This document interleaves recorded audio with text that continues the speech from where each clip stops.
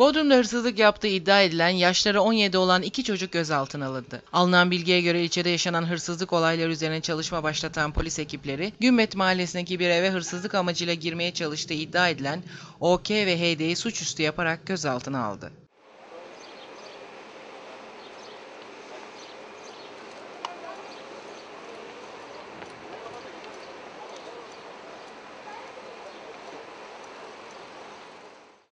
Polis, çalıntı olduğu iddia edilen bir adet dizüstü bilgisayarı da ele geçirdi. Zanlılardan OK'nin hırsızlık suçundan sabıkası olduğu, iki zanlının emniyetteki işlemlerin ardından adliyeye sevk edilecekleri bildirildi.